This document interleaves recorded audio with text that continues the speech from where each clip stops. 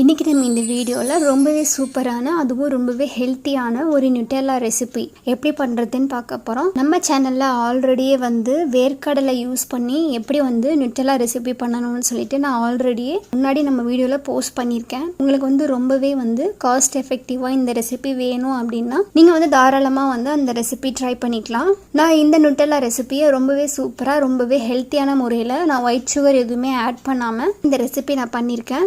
இப்போ இது எப்படி பண்ணுறதுன்னு பார்க்கலாம் வாங்க.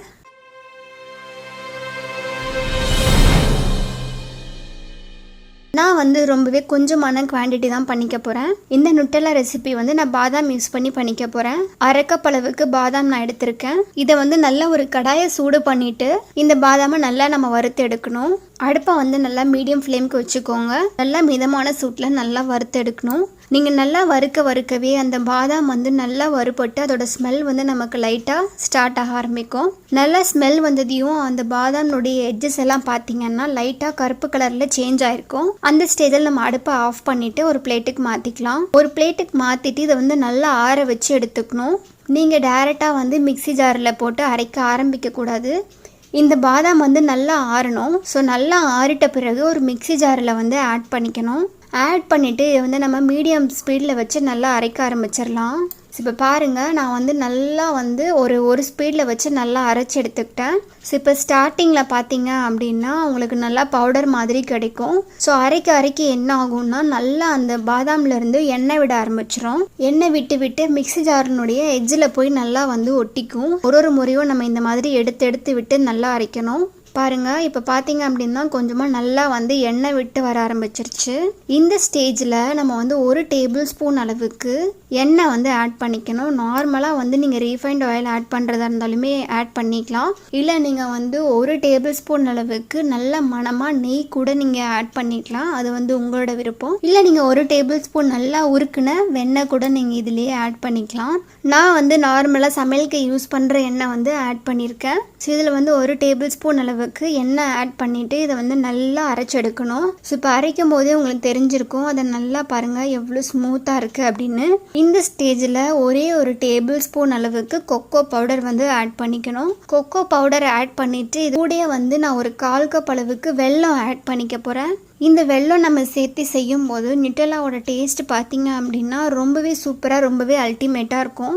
கண்டிப்பாக நீங்கள் சர்க்கரைக்கு பொதுவாக வெல்லம் ஆட் பண்ணி பாருங்கள். உங்களோட ஃபேவரட்டாக இருக்கும் இந்த ரெசிபி. நம்ம அரை கப் பாதாமுக்கு 1/4 கப்பு வெல்லம் கரெக்டாக இருக்கும். இதே நீங்கள் கொஞ்சம் நிறையா குவான்டிட்டி பண்ணிக்க போகிறீங்க அப்படின்னா நான் சொல்லிட்டு இருக்க இதே அளவில் நீங்கள் அதை டபுள் ஆக்கிக்கலாம். ஸோ இப்போ பாருங்கள், வெல்லம் நம்ம ஆட் பண்ணிவிட்டு நல்லா இந்த மாதிரி அரைச்சி எடுக்கணும்.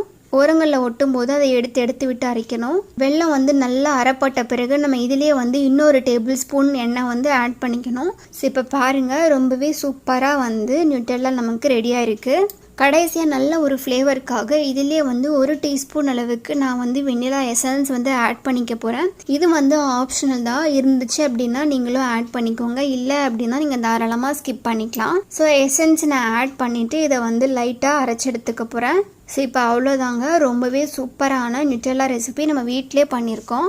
நான் ரொம்ப லிக்விடாக அரைக்காமல் நார்மலாக நான் கொஞ்சம் கெட்டியாக அரைச்சிருக்கேன். இன்னும் உங்களுக்கு நல்லா லிக்விடாக வேணும் அப்படின்னா நீங்கள் இன்னொரு டேபிள் ஸ்பூன் அளவுக்கு எண்ணெய் கூட ஆட் பண்ணிக்கலாம். இதை ஸ்டோர் பண்ணுறது ரொம்பவே ஈஸி. நார்மலாக ஒரு ஏர்டைட் கண்டெய்னரில் காற்று போகாமல் நல்லா க்ளோஸ் பண்ணி நீங்கள் ஃப்ரிட்ஜில் ஸ்டோர் பண்ணாலும் பரவாயில்ல. இல்லை நீங்கள் இதை ரூம் டெம்பரேச்சரில் ஸ்டோர் பண்ணாலும் பரவாயில்ல. பட் நீங்கள் ஃப்ரிட்ஜில் ஸ்டோர் பண்ணிங்க அப்படின்னா ரொம்ப நாளுக்கு இருக்கும். இது 1 மந்த் வரைக்கும் நீங்கள் வச்சிருக்க மாட்டீங்க. ஏன்னா இது ரொம்ப டேஸ்ட்டாக இருக்கும். 1 மந்த்துக்குள்ளேயே இது சீக்கிரமாகவே காலி ஆகிரும். இந்த ரெசிபியை நீங்கள் ப்ரெட்டோட சாப்பிட்லாம், அதோட தோசையோட சாப்பிட்லாம், இல்லை நீங்கள் இட்லி கூட இதை வச்சு சாப்பிட்லாம். ரொம்பவே டேஸ்ட்டாக இருக்கும். நீங்கள் தோசைக்கெல்லாம் சட்னியை அரைக்க ரொம்ப டயர்டாக இருக்குது, ரொம்ப லேசியாக இருக்குன்னா நீங்கள் தாராளமாக இந்த நியூட்டெல்லா ரெசிபியை வச்சு சாப்பிட்லாம். அவ்வளோ டேஸ்ட்டாக இருக்கும். பிரேக்ஃபாஸ்ட் செய்கிறது ரொம்பவே கஷ்டமாக இருந்தது அப்படின்னா நீங்கள் கோதுமை ப்ரெட்டில் இந்த நியூட்டெல்லாவை அப்ளை பண்ணிவிட்டு ரொம்பவே ஹெல்த்தியான ஒரு பிரேக்ஃபாஸ்ட்டை ரொம்பவே சூப்பராக முடிச்சிடலாம். நீங்களும் இதே ரெசிபியை வீட்டில் ட்ரை பண்ணி பார்த்துட்டு எப்படி இருக்குன்னு சொல்லி எனக்கு கமெண்ட்டில் சொல்லுங்கள். இந்த ரெசிபி ஏதாவது ஒரு வகையில் யூஸ்ஃபுல்லாக இருக்கும் அப்படின்னு நினைக்கிறேன். இருந்துச்சு அப்படின்னா நம்ம சேனலை சப்ஸ்கிரைப் பண்ணி வச்சுக்கோங்க. And thank you so much.